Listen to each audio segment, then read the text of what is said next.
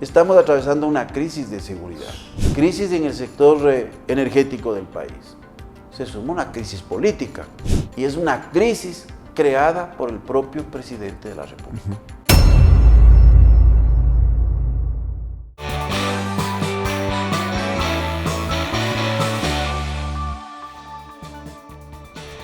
¿Qué es lo que está pasando en el país en el ámbito de la institucionalidad?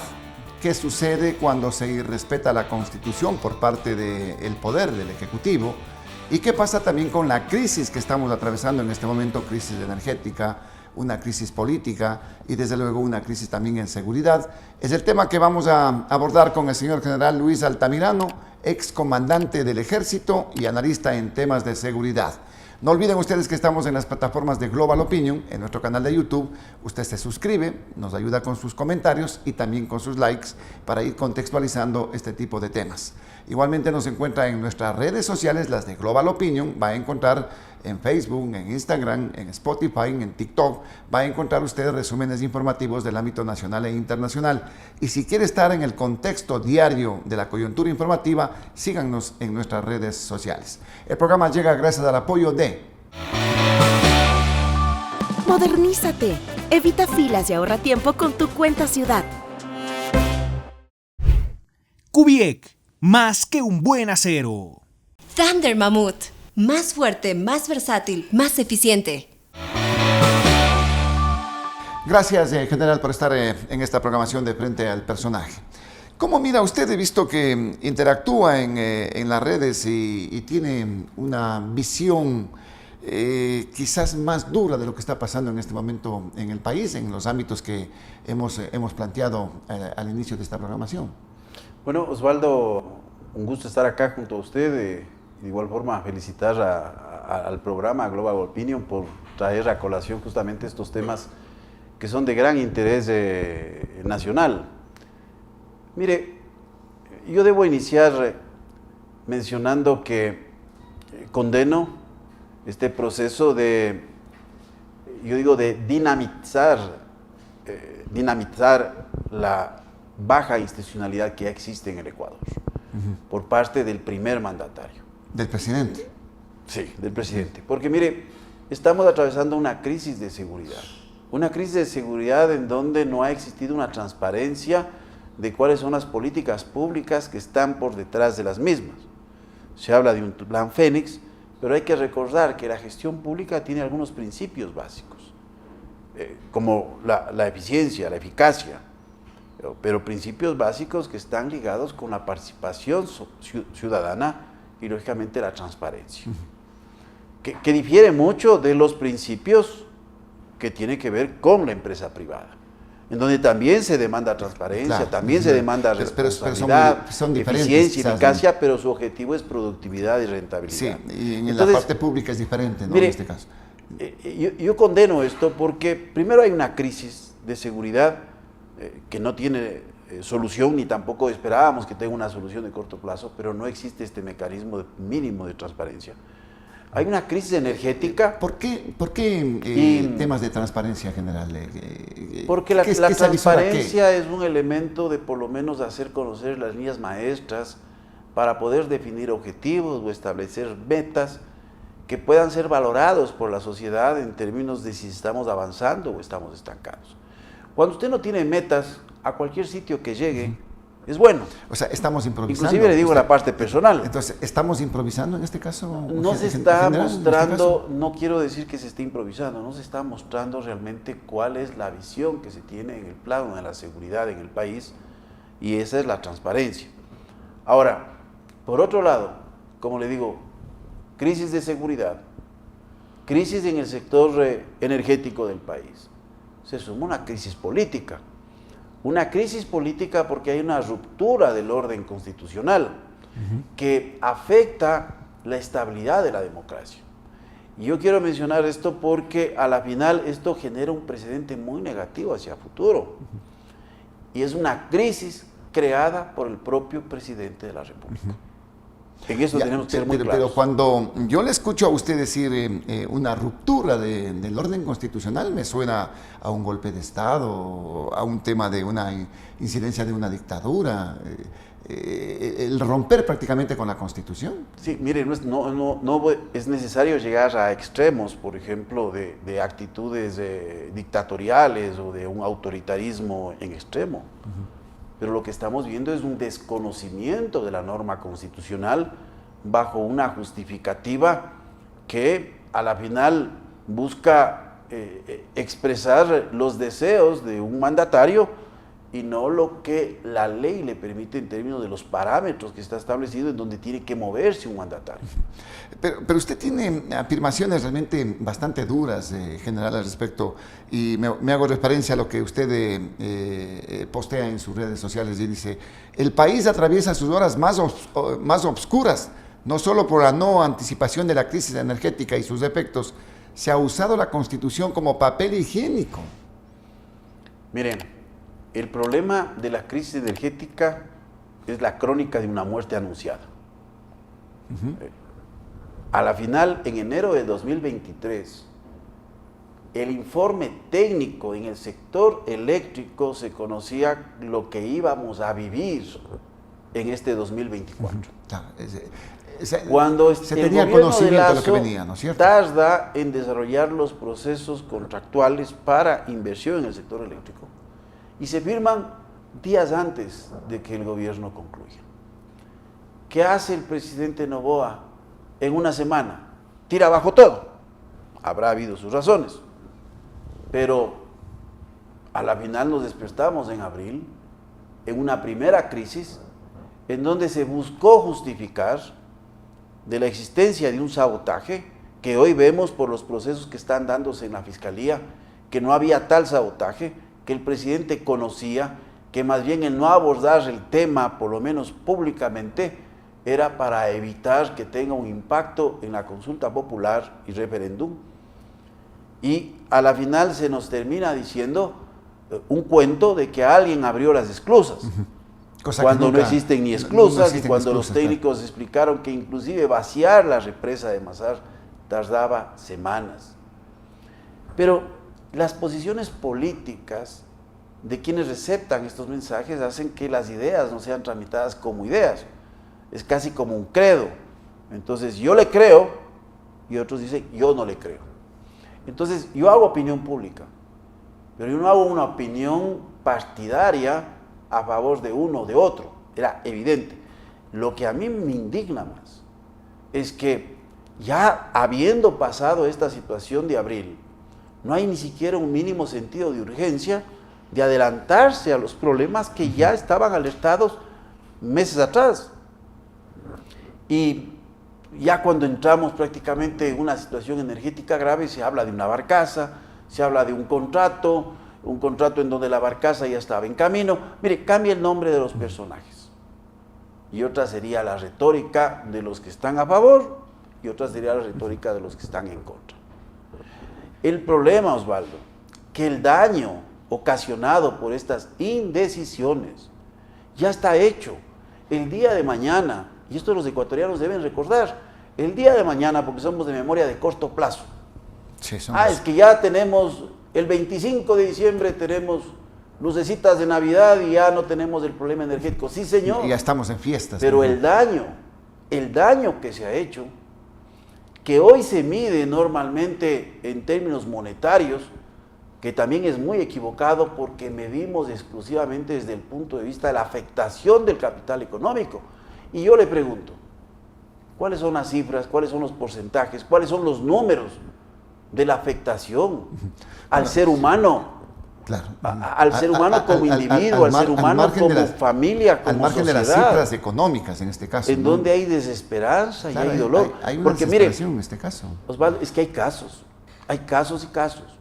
Hay gente que utiliza, por ejemplo, máquinas para la producción de oxígeno en su casa y que hoy tienen que recurrir a tanques de oxígeno donde tienen costos de entre 80 a 90 dólares al mes y aparte una garantía de $200. Claro, puede ser que para una persona eso le suene poco. Entonces, hoy tenemos personas que necesitan para el manejo de una tienda, para el manejo de su pequeño negocio, un mínimo de certidumbre de qué es lo que va a pasar. Mire, grandes y pequeños pierden. Usted va a un supermercado, de repente las grandes colas. ¿Por qué? Porque no hay sistema, hay algún problema.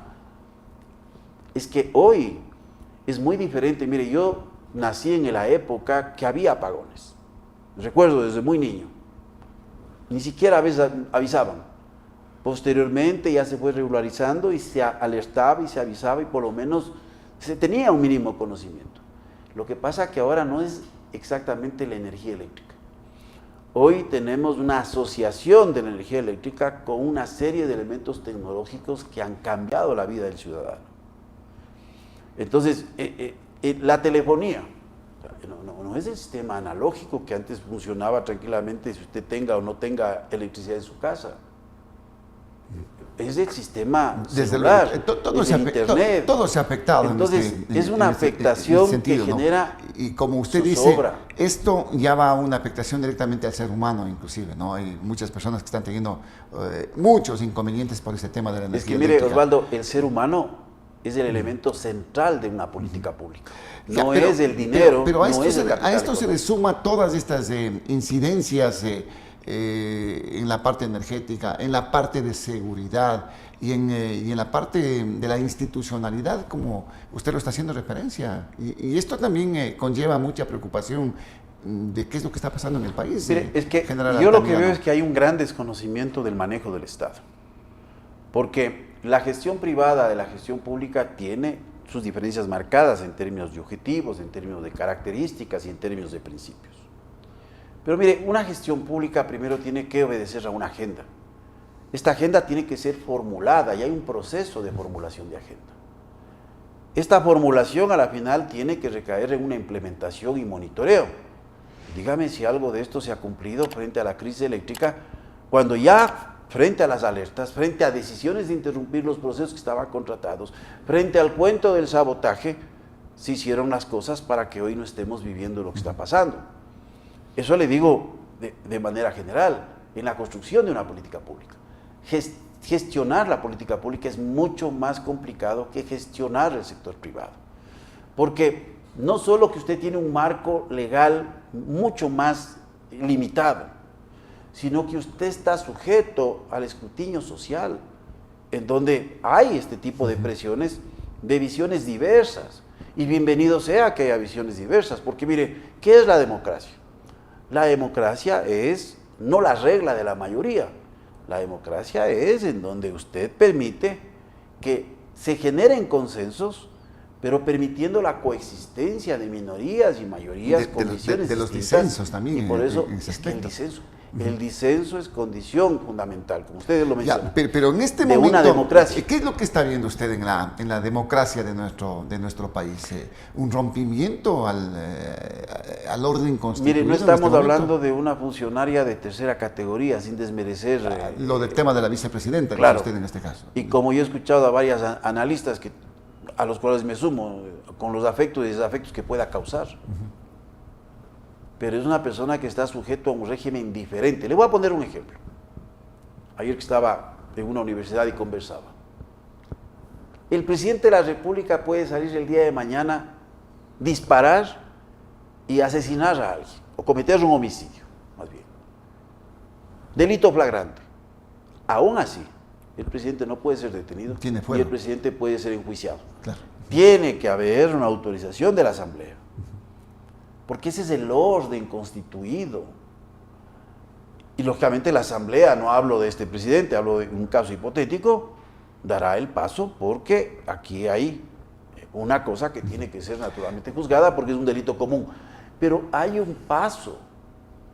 Aquí se desconoce. Lo que más asusta es que la persona que toma una decisión de esta naturaleza, que no venga a decir que la funcionaria de talento humano de tercera categoría. La de coactivo. No, es que es la ministra del Trabajo. Porque yo le apuesto con la experiencia que tengo que un funcionario del Ministerio de Defensa hace un pronunciamiento, toma una decisión que está contrario al pensamiento de un ministro de Defensa, él no va a decir, no sé, lo dijo él. No, pues yo tengo que asumir o tomar correctivos.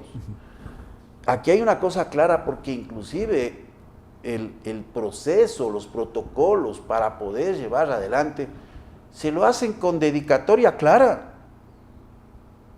Entonces, ¿culpa de quién es esta situación que estamos viviendo? Es del propio presidente. Es del propio presidente. Y a mí lo que más me impresiona, le digo, es que las personas que estuvieron, como el señor Izurieta, secretario de Comunicación, que le mintió al país sobre las esclusas, este domingo que acaba de pasar nos está dando clases de constitucionalidad y democracia. Es que esa es la Pero realidad por de favor, nuestro país. Pues, es que por aquellos favor, que, ¿cuánto vale pensar? Aquellos La que han pregunta. salido con los pies por delante, pues son los que opinan y son los decidores de la verdad en nuestro medio, lamentablemente. Bueno, pero esto de la vicepresidenta es un rompimiento del orden constituido. La vicepresidenta dice que hay una especie de Mire, como yo le de mencionaba, golpe de Osvaldo, Estado. no estamos hablando de un funcionario cualquiera. Estamos hablando de la vicepresidenta que tiene el mismo régimen jurídico que el presidente de la República. En el momento que usted desconoce la posibilidad de sucesión presidencial, usted está ocasionando una grave ruptura al orden constituido. Que la vicepresidenta no guste al presidente no solo es problema de la vicepresidenta, sino del presidente que le eligió como fórmula presidencial. Y ahí usted puede ver la improvisación. Porque recuerde que el presidente nos dijo, es que yo tengo un equipo. Bueno, pues el gabinete lo completó creo al mes y medio.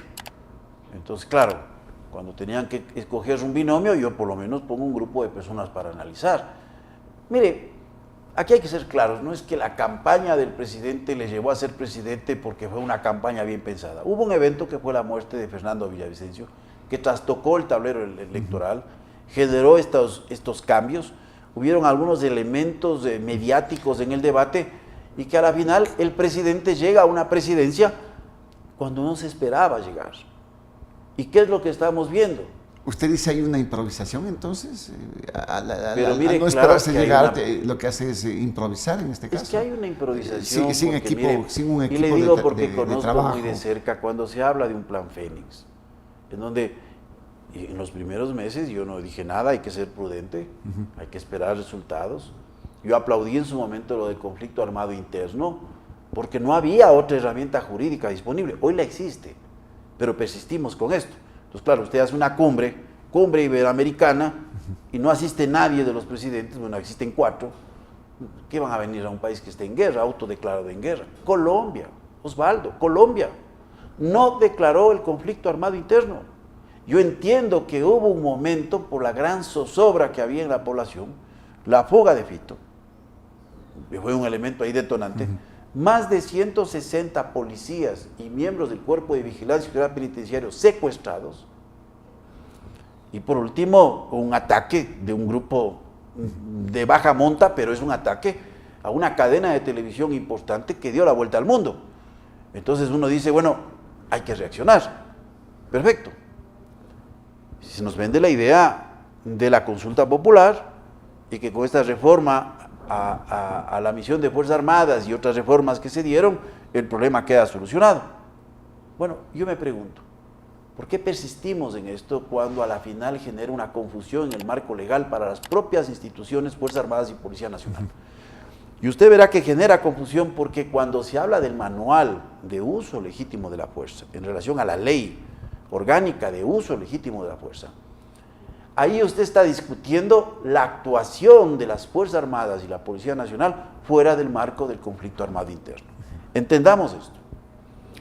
Si estuviese vigente el conflicto armado interno con todas sus prerrogativas legales, usted no necesita este manual. Claro. ¿Por qué? Porque usted se rige al derecho internacional humanitario. Pero estamos en guerra igualmente. No, señor. Pero hay derechos. Por favor, es que, Osvaldo, es que es la gran equivocación. O sea, estamos en guerra. No, yo también puedo decir que tenemos una guerra contra el hambre, una guerra contra la pobreza. Pero es una guerra declarada ante la delincuencia organizada. Los grupos Mire, fueron calificados de terroristas inclusive, estos grupos delincuenciales. Esto es más complicado que una guerra. El problema es que estas palabras que se utilizan desde el mundo político, lo que buscan es la adhesión, porque ¿quién puede opinar en contra si estamos en una guerra? Pues estamos en una guerra y yo en este momento ya sería un traidor, me vuelvo en el enemigo interno. No. Aquí hay problemas graves de seguridad ciudadana, hay problemas graves de prevención de crimen que no tiene que ver exclusivamente con uso de violencia del Estado. General, estos temas, estos hechos, estas decisiones, ¿son tomadas, digamos, objetivamente o se las hace pensando, lógicamente, en un plano quizás de una proyección electoral? Claramente, mire, si una persona quiere servir al país en un momento tan complicado, yo lo que hubiese pensado es renunciar a la posibilidad de ser presidente, de ser reelecto y sentar unas bases de cambio tomando decisiones duras y difíciles. Eso es lo que tenía que haber hecho Novoa. Es que el problema de ser presidente y candidato a la vez hace que muchas de las decisiones sean dilatadas y caigamos en este discurso que genera una polarización social. Porque mire, a mí me asustó las declaraciones del jefe del Comando Conjunto. Porque le digo, el mando militar... Que le quita la seguridad de la Casa Militar, le dice ex vicepresidenta en este caso. Claro. ¿Qué papel está cumpliendo las Fuerzas Armadas como institución? Es que no hablemos de las Fuerzas Armadas porque estaríamos hablando de toda la institución. Pero es el jefe del Comando Conjunto. Pero no es la institución, es una persona. Él es la cabeza. Es la persona. Y ahí viene el control político, que no existe. Mire, el mando militar tiene que actuar en un marco de institucionalidad y en el marco de la Constitución. No puede caer a articularse a las coyunturas políticas. Es irresponsable hacer eso. Yo le decía en otra conversación a usted, sensatez, prudencia, hablar de forma sesuda, porque en vez de contribuir estas declaraciones a que aminoren las aguas, en esta crisis política generada por el propio presidente, lo que genera es mayor zozobra. Y se comienza a cuestionar el rol de las Fuerzas Armadas como institución. Entonces, a mí me parece que lo que se dice y lo que después se les dice... ¿Tienen que jugar las Fuerzas Armadas en ese aspecto? Ninguno, discúlpeme. Este Ecuador tiene que aprender a madurar. Se han constituido como árbitros No, entonces el día de mañana cuando alguien diga que los jueces se han constituido en las personas que facilitan el crimen organizado, entonces que siga así. No, es que ese es el proceso de maduración. Porque el Ecuador no nació ayer, el Ecuador nace de un proceso de separación de la Gran Colombia. En este momento, Fuerzas Armadas está sometida, digamos, a la incidencia política del gobernante de turno. Mire, eso depende de las personas. Yo fui comandante del ejército y tuve muchas desavenencias con ese gobierno, que a mi modo de ver fue uno de los más grandes y responsables y con un manejo también mediático de situaciones que en la práctica no acontecían. Eso le puedo decir. Ese gobierno está en el libro que publiqué. Hablaba de una reinstitucionalización de Fuerzas Armadas, que asignación de millones de dólares en recursos, pues la más baja asignación en inversión de las Fuerzas Armadas en los últimos 20 años. Entonces, una cosa es lo que se dice y otra cosa es lo que ocurre. Una cosa es presupuestar y otra cosa es gastar. Es como que yo le diga a usted, usted es mi hijo, te voy a dar $100 y le termino dando 20. Entonces, hay que actuar, le digo, en varias áreas, en varias aristas, Osvaldo, pues que el país no puede continuar así. Y esto se denota con Fuerzas Armadas que de pronto con las cabezas, con quienes están al mando en este momento, son obsecuentes con el poder. Una cabeza que veo ahora visible. Yo soy una persona muy respetuosa, Almirante Vela. No puedo pensar lo que está pensando el otro. Pero es que hay que ser... internamente, ¿qué? Hay ese espíritu de cuerpo, se solidarizan con el Almirante Vela, no sé. No le puedo decir, pero el comunicado inmediato que salió, rectificando le desconocen prácticamente. Estas expresiones desacertadas, bueno, lo dicen todo, o sea, ahí está muy claro qué es lo que está sucediendo, pero hay un control político. Entonces hay formas de control político objetivo, control político subjetivo. Debería haber sido llamado a la Asamblea Nacional. Recuerde usted cuando un momento se quiso politizar a las Fuerzas Armadas en ciertos términos muy inadecuados, inclusive ligados a tendencias políticas de izquierda. Bueno, el problema... Bueno, pero mucha gente va y golpea las puertas de los cuarteles, pues eso no se han olvidado. Esa es la debilidad de nuestra democracia. Entonces hay gente que dice, es hora de que llegue una dictadura. Bueno, ¿qué queremos? Por eso es que si usted ve estas encuestas que se hacen, estos estudios de opinión, sobre si se prefiere la democracia a la dictadura, usted de repente encuentra una cantidad de gente que dice que prefiere una dictadura. Claro. Pero es que el país no va a salir del hueco así. No vamos a salir del hueco. Mire, el país tiene un problema de corrupción desde la fundación de la propia república. Hoy que hablamos de corrupción, pensamos que esta corrupción inició hace 10, 15 años, 20 años. No, por favor. ¿Quién fue el primer presidente del Ecuador? Juan José Flores. Asalariado del Ejército Gran Colombiano, jefe supremo del Departamento del Sur. Se convirtió en uno de los mayores terratenientes del Ecuador. La corrupción. La renegociación de la deuda inglesa, que la terminamos pagando recién en 1970, por la libertad. Las primeras exploraciones petroleras que se dieron en el siglo XIX, finales del siglo XIX, durante el siglo XX, y las que se dieron a finales, existió corrupción. Lea cómo son los contratos.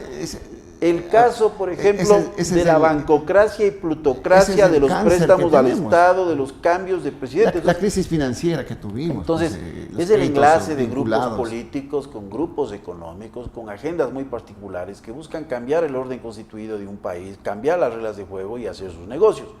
Entonces ahí tiene casos como la chatarra militar de 1961, casos como el Banco Nacional de Fomento, caso de los fertilizantes, el caso de Ecohospital, el caso Muñeca de Trapo, el caso Mochila Escolar, y vamos sumando hasta los casos que se han dado recientemente. O sea, el caso Garita 3, ahora que se habla de pico y plata. Entonces, no es que el Ecuador, es el problema actual, y esto debe entender la gente, es que los mismos operadores de la corrupción política en la administración pública actúan con los propios operadores del crimen organizado. ¿Para qué? No solo para debilitar al Estado, fundamentalmente para blanquear capitales en la obra pública. Eso es lo más grave. Desde un gobierno tan pequeño... Usted dice, se blanquea también en la obra pública, no solamente... Porque también es evidente en el sistema financiero, se lava mucho dinero. También, mire, pero en la obra pública usted puede blanquear, porque a la final tiene una empresa ficticia que subcontrata a otra empresa, porque no tengo nada, pero gano el concurso, se reparten las coimas, pero lavo ese dinero e ingreso como utilidades de carácter legal. El tiempo está corriendo en general, pero dentro de este ámbito, de este rompimiento institucional, vemos que las instituciones siempre están al amparo o a lo que diga el poder de turno, en este caso del Ejecutivo, del propio presidente de la República, ministerios, el contencioso electoral, eliminando candidaturas del Consejo Nacional Electoral. ¿Qué se puede hacer al respecto? Mire, en el Ejecutivo usted no puede esperar otra cosa. ¿Cómo retoma la institucionalidad, independencia de estos entes? En el Ejecutivo usted no puede esperar otra cosa porque hay un nivel jerárquico, ¿cierto?, de subordinación clara. Eso es normal en un sistema republicano, diferente a un sistema parlamentario, por ejemplo. Pero se espera justamente la independencia, porque la concentración del poder en uno solo, que fue justamente uno de los ideales de la Revolución Francesa, basados en estos conceptos de Montesquieu, de la división de poderes, es justamente para evitar que alguien haga la ley, cumpla esa ley en términos de gobernar y castigue por el no cumplimiento. Entonces hay esta teoría de la división de poderes. Lo que uno espera es que un juez constitucional o un juez que tenga que tramitar cualquiera de los pedidos de la vicepresidenta tome la decisión que por sentido común es la más correcta. Porque de no ser así, mire el precedente jurídico que se estaría estableciendo. Por otro lado, se tiene una candidatura en donde hoy, por ejemplo, se dice, bueno, es que esta candidatura no puede participar porque hay vinculaciones. Mire, hay que leer al tenor de la ley. Hay una diferencia muy clara entre el derecho público y el derecho privado. Sí. En el derecho público usted solo puede hacer lo que la ley manda. Y ahí hay una claridad sobre la situación de la candidatura de Jan Topic. En ese caso, hay una extralimitación del Tribunal Contencioso Electoral en no permitir su participación. Que es muy claro. Que a mí no me gusta que haga esto. Señor, al tenor de la ley. Deciden en base a supuestos. El derecho privado le dice usted puede hacer cualquier cosa, menos lo que está prohibido. Entonces, ahí hay una diferencia clara. Entonces, no puede ser, y yo le digo, quién sabe, estas formas de actuar que se enmarcan en términos de aproximarse no a una dictadura, pero sí a un autoritarismo. Quién sabe, es porque esta persona en su empresa puede hacer lo que quiera en tanto no esté contradiciendo a la norma legal. Noboa no es un dictador, pero sí un autoritario.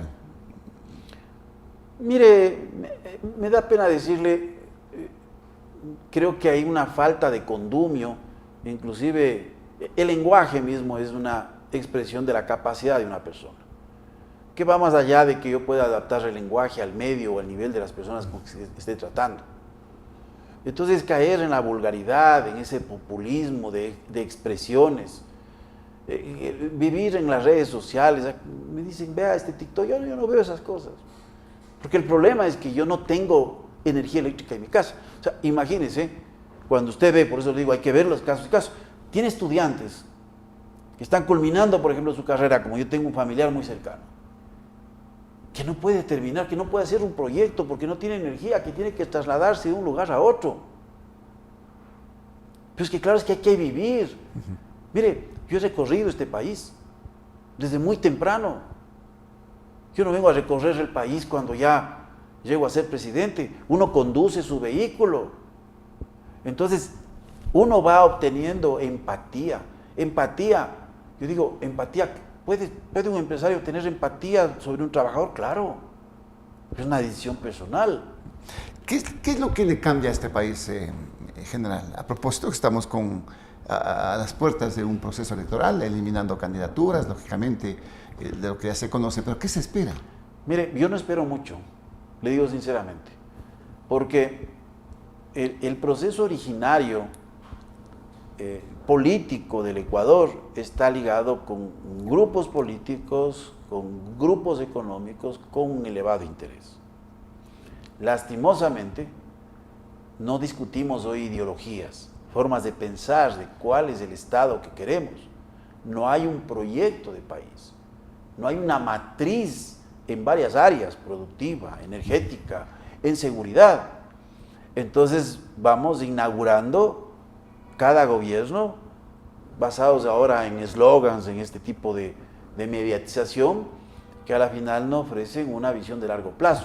Por eso la política pública se construye primero de forma extragubernamental. Usted ha escuchado el concepto de gobernanza. ¿La gobernanza qué es? Generar condiciones en diversos actores de la sociedad, no el gobierno en sí mismo, gobiernos autónomos descentralizados, el sector privado, la academia. Entonces hay una construcción extragubernamental de la política pública para disminuir el conflicto, para generar consensos frente a los disensos. Y después hay un proceso intragubernamental, porque hay varios niveles de gobierno, hay varias instituciones de gobierno. Está distorsionado con y después se con pasa a discutir internamente. Discúlpeme, aquí estamos haciendo al revés, porque aquí no se toma en cuenta la sociedad, no se toma en cuenta lo que se dice, lo decido yo y el resto vaya a ver si le gusta o no le gusta. Es muy difícil gestionar lo público, porque hay que contentar a elementos que tienen inclusive intereses diversos, a veces contrapuestos. Pero es el arte de gobernar. Gobernar no es hacer TikTok. Gobernar no es generar los antis y seguir socavando la democracia. Yo no estoy de acuerdo cuando los periodistas mencionan es que esta asamblea corrupta.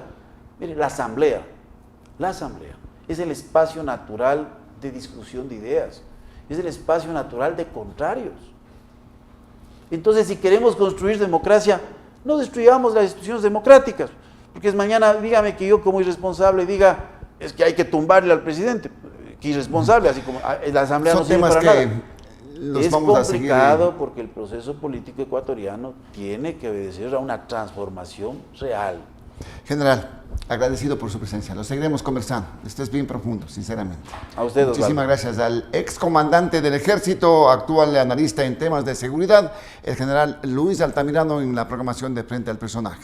Nos está usted observando en nuestro canal de YouTube, a través del mismo. Usted nos ayuda con suscribiéndose al canal. Los likes y los comentarios son importantes. Y recuerde que en las redes sociales tenemos otro tipo también de contenidos en el ámbito informativo. El programa llegó gracias al apoyo de... Modernízate. Evita filas y ahorra tiempo con tu cuenta Ciudad. Loco es hacerse loco. Anímate a hablar. Quito renace. Kubiek, más que un buen acero. Thunder Mammoth. Más fuerte, más versátil, más eficiente.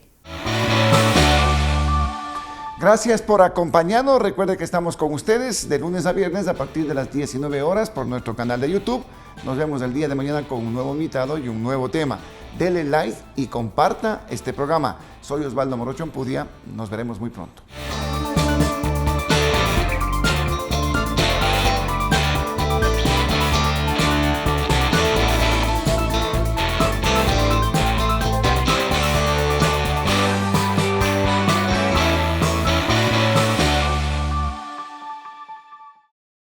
Ella es Paula. Él es Felipe. Han sido amigos desde el kinder.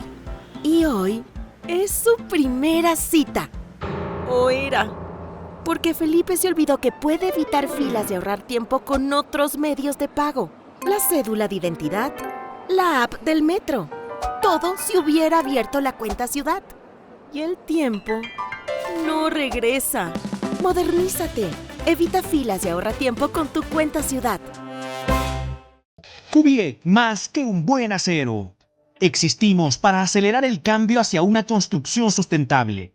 Somos la primera industria del sector del acero, metalmecánica y productos para la construcción en ser empresa carbono neutro. Te presentamos nuestros productos: edificaciones metálicas, cubiertas de acero, cubiertas fotovoltaicas, tubería de acero, tubería eléctrica, construcción en seco, paneles prefabricados de hormigón alivianado y encofrados metálicos. Kubiek, más que un buen acero.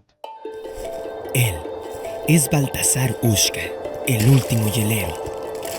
Esta es la Thunder Mammoth M2, el primer motocarro de carga. ¿En qué se parecen estos dos personajes del Andes ecuatoriano? Que nacieron para ser los fuertes del trabajo pesado. Una potente herramienta de trabajo con amplio espacio de carga. Thunder Mammoth M2. Fabricados para durar, diseñados para ahorrar.